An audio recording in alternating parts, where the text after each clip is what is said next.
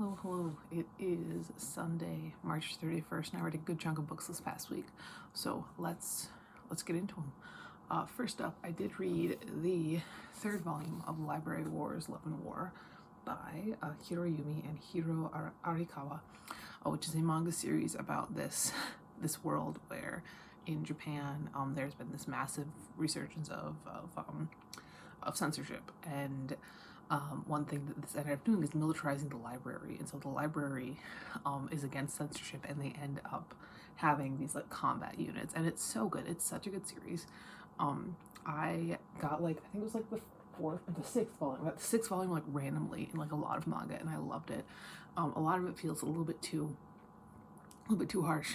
I'm not criticizing it, but in like, oh geez, looking at a lot of the places in the U.S. today. But no, it's great.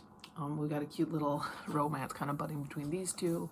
The art is adorable. It's an older series, but it is 100% like holds up in every way. I wonder, when was this published? It's hard to tell with manga because sometimes it's in the front, sometimes it's in the back. Here we go. It's from like 2000. This one's from like 2009. But I gave it 5 out of 5 stars. I love the series.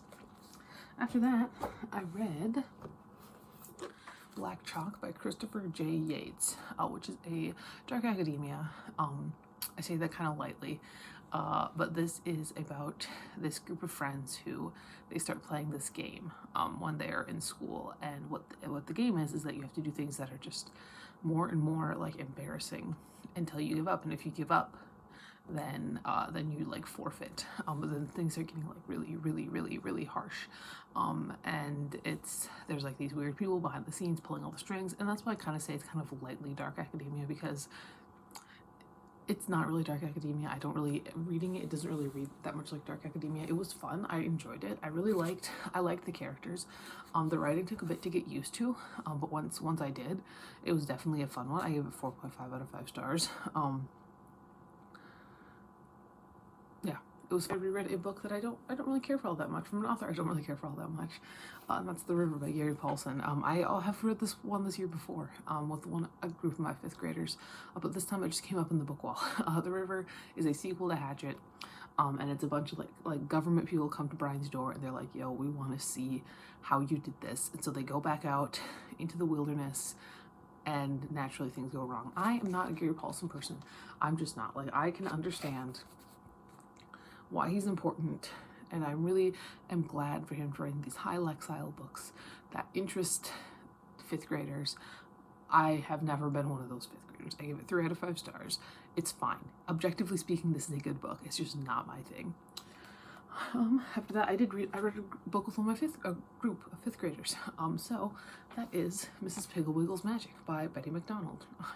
They hated it so much. Oh my god. So this is, when I was little, we had like a treasury of all the Mrs. Piggle-Wiggle books, and this basically is about this woman who lives in this town where the parents just have no idea what to do with their terrible children, and so they call Mrs. Piggle-Wiggle, and she is like, she's got a whole bunch of like remedies that will like drug them into behaving. It's hilarious.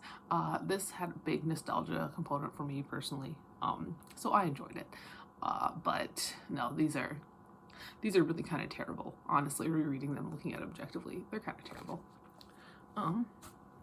After that, I read, this was book 100 of the year actually, and that is The Rascals from Haskell's Gym by Frank Bonham. And this is a middle grade children's YA book from, I believe, the 80s. And it follows these gymnasts, 1977, follows these gymnasts. And there are two gymnasiums, two gymnastics places in town, and one of them is run by this guy who's the wife of this guy who's very rich, and his daughter is awful. And then our main character is in this kind of underdog gym, and they decide they're gonna have some competitions and stuff like that, but there's also a side plot where the main character's father is renovating a hotel, and people are thinking that the rich guy's gonna buy it and bulldoze it, and there's a lot going on, and none of it's good. This book is somehow pro-bulimia. There's a lot happening in this book. I gave it 3.75 out of 5 stars. It's not like the worst, but it's not good. I wouldn't call it good by any means. So there was that. And then I did read a book that I really didn't like, that I thought was really had no good aspects to it. So when I'm reading books, unless I can find absolutely nothing to like about a book, like I'm saying absolutely zero things, I will give it at least 1.25 stars. One star is for when there's absolutely nothing I like about a book. So I read The Red Labyrinth by Meredith Tate. And this is every young adult dystopian. That's what this is. We follow this girl who lives in a world where not everybody, but most people have skills. They have some kind of like magic powers. I mean, if you don't, you are a second-class citizen in a way that is just, oh my god, it's so cliche and over dramatic in so many ways. And our main character she's best friends with this guy who has like a limitless amount of skills. Like, it's most people tap out at like 4 or 5, and he just keeps getting new ones over and over again all the time. And there's also this giant labyrinth. And there's a guy who keeps stealing people and running back into the labyrinth. And there's so much happening, and yet somehow it is so goddamn boring. The characters were nothing. You could really see what was happening from a mile away. It was not good. It wasn't good. It really wasn't worth much. One of the worst books that I've ever read. I gave it 1 out of 5 stars. Then I read a couple of mass market horror paperbacks. First up, I read the book with the best cover I've ever seen. I read Dreamthorp by Chet Williamson. Dreamthorp is about this town, and one day these old people dig up like a little figurine that turns out was keeping an evil spirit at bay. On the flip side, there's also this guy who brutally raped and killed a woman a couple years ago, who just woke up out of a coma like right as soon as this figurine was removed. And just people start dying in really the most horrific ways possible. And this book, one thing that I thought was really interesting was the surprising amount of emotion in it. And I know that like horror from the 80s and 90s is just so much more emotional than like extreme horror nowadays.